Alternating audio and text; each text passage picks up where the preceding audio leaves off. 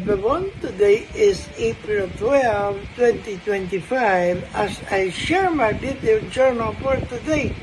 For today, we are talking about love the Lord, not the world. So here are the differences between loving the world and the love of the Lord. If you love the world, number one, there is danger in loving the world. Number two, there is destruction in loving the world. Number three, there is depression in loving the world.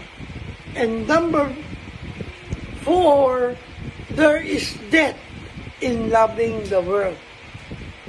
If we put our love to the Lord, here are our benefits. Number one, there is direction in loving the Lord. There is true joy in loving the Lord. There is true peace in loving the Lord. There is true comfort in loving the Lord. There is a blessing in loving the Lord. And of course, there is victory in loving the Lord. As per the Bible said in 1 John chapter 2 verse 15, where the Bible said, do not love the world or anything in the world. If anyone loves the world, love for the Father is not in them. Amen. So it warns against prioritizing worldly possessions and values over a relationship with God. World is defined in this verse that discouraging enjoyment of God's creation.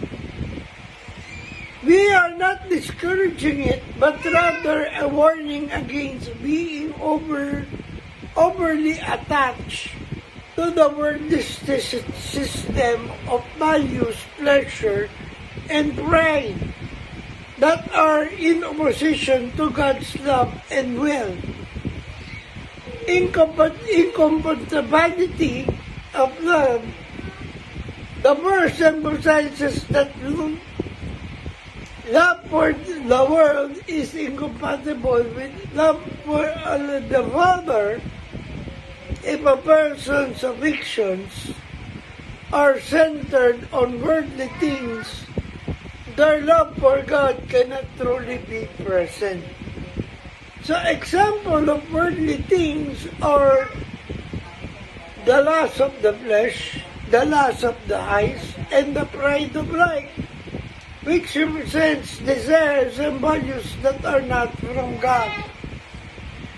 So the importance of God's will is between the fleeting nature of worldly desires and the enduring natures of God's will. To those who love God and do His will abide eternally. So living in the world but not of it. This verse isolates from the world, rather a call to live within the world while prioritizing God's values and will. So I'll leave you with the verse for today that comes from John chapter 3 verse 16, where the Bible said, for God so loved the world that He gave His only Son, that whoever believes in Him shall not perish, but have eternal life. Amen. So this is the greatest love that God has shown for us.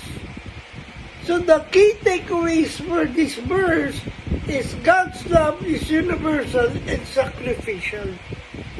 Jesus is the ultimate expression of God's love. And believe in Jesus leads to eternal life.